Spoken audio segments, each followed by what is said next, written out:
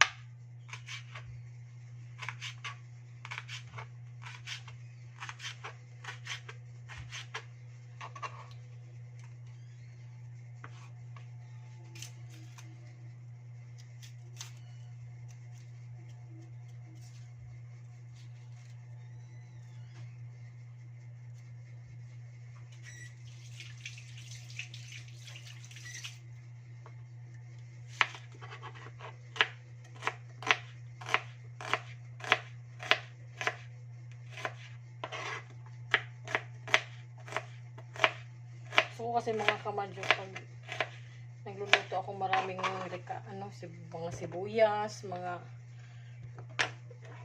mga pang rekado. Ganun. Pero pag adobong pusit, gusto ko maraming kamatis.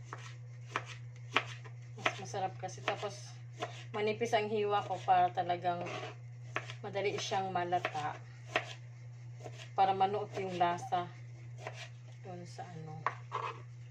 doon sa pusit. Ito yung natin, yung recado. Tabi muna natin dito kasi lagay natin itong kamatis. Gusto ko maraming kamatis pag adobong pusit.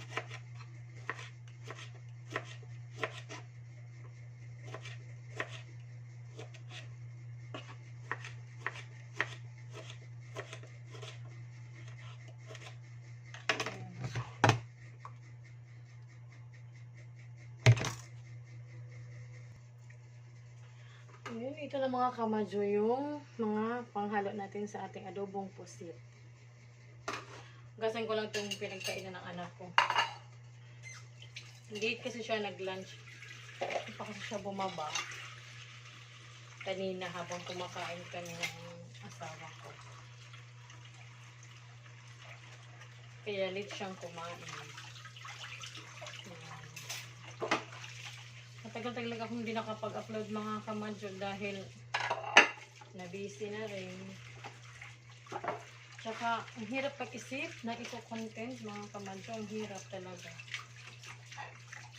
Kaya nahanga ko dun sa mga vlogger talaga na sikat na ngayon. Araw-araw talagang may naiba-vlog sila. Ang galing nila mag-isip ng ito-content nila ng iba-vlog nila. Na-choke ako. Ito na mga kamadyo yung pusit. Ayan.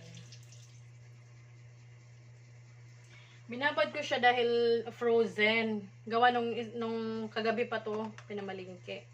Eh, hindi namin maluto kagabi kasi may wing Jollibee yung biyanan ko. Yun ang inano namin. Ginawang hapunan na lang. Hindi na kami nagluto.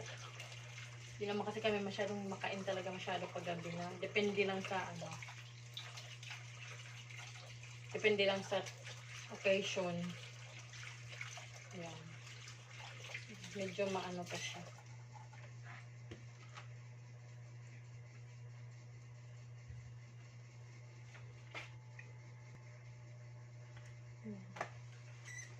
Habad lang natin muna sa saglit.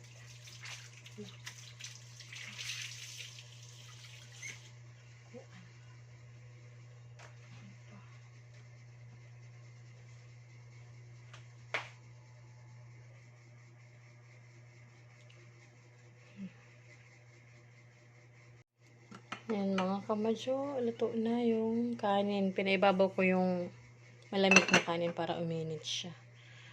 Patay na natin. Mag-umpisa na tayo ng ating recipe. Ang ating adobong pusit.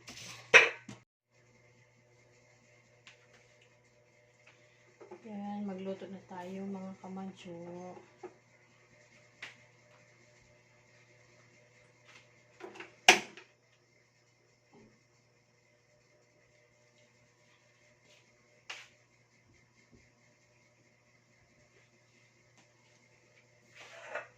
Ito yung aking takip. Mahal to mga kamadyo. Kasi tignan nyo yung hawakan. 'Di ba? Stick ng barbecue, 'di ba? Wala kayong makikita niyan sa mga tindahan, sa mga bilihan ng mga kaldero, 'di ba? Limited stock lang yan mga kamadyo. Kaya mahal yan. Yan.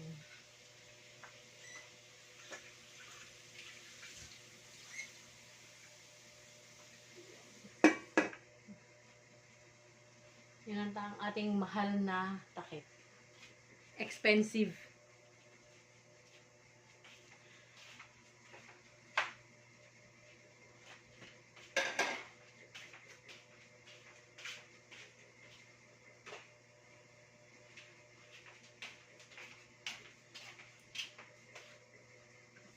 Yan. Init na siya.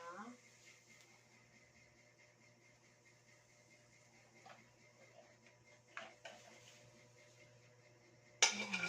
Yan. Init na siya.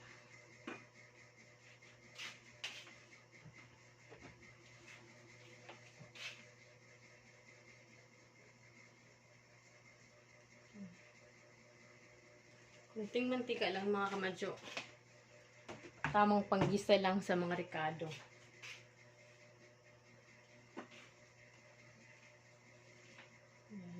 Lagyan natin itong bawang.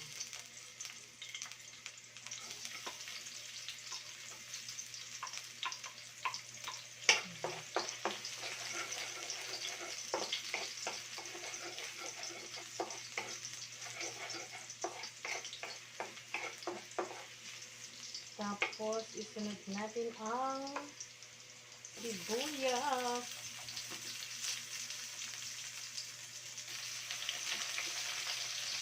Pero tumasik sa mata ko mga kamadyo. Buti na lang, naipitik ko kaagad.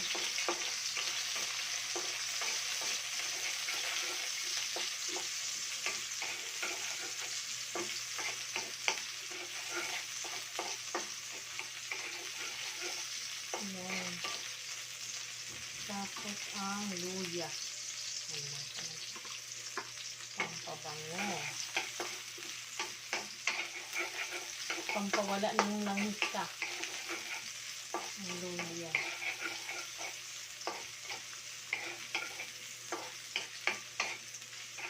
syempre, ang kamatis. Okay.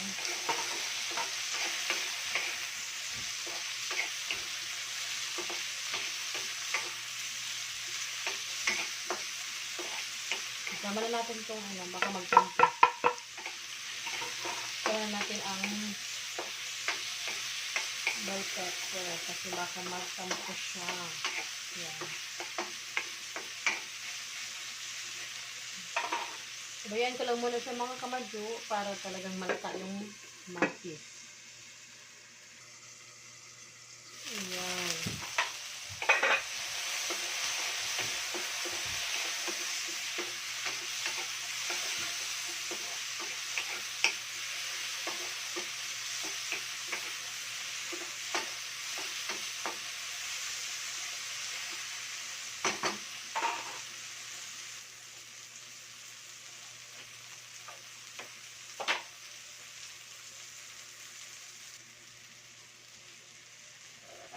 Ilagay na natin ang ating mga pusit. Yan.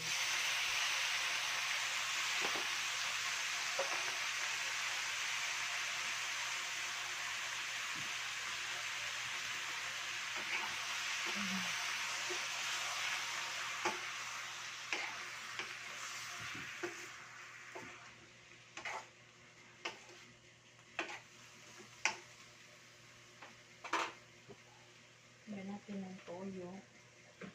Suka pala. Ang gamitin kong suka mga kamadyo is yung native vinegar. Ito yun. Yung suka sa niyog.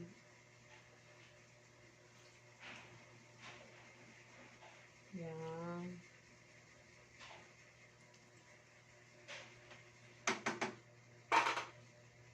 Bango mga kamadyo.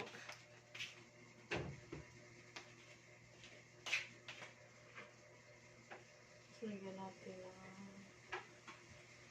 toyo.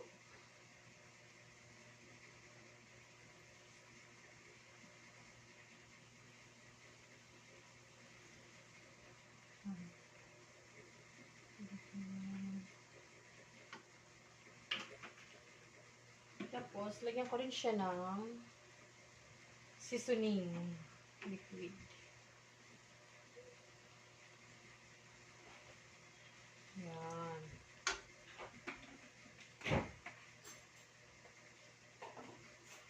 Tapos, oyster sauce.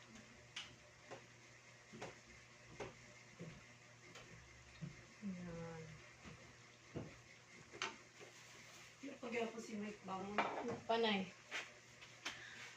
Tapos, lagyan ng black pepper. Yung ground siya, mga kamadyo. Para mas malasa.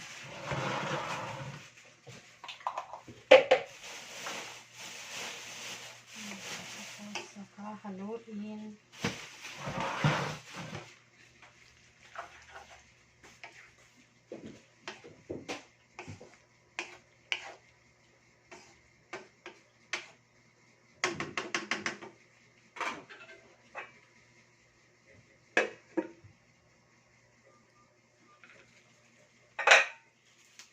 Lagyan natin ng dahon ng laurel mga kamadyo para mas mabango. Ayan, ganyan.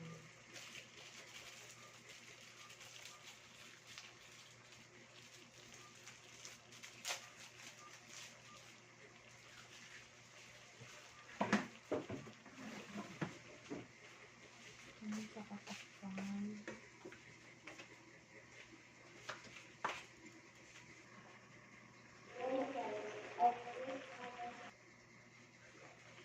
Ayan. Matubig talaga siya mga kamadyo kahit hindi nilagyan ng tubig. Dahil matubig tong ano.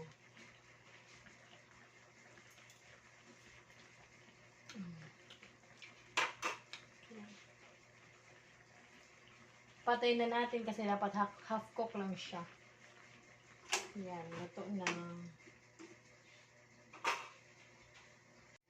Hugas lang mga gano'n.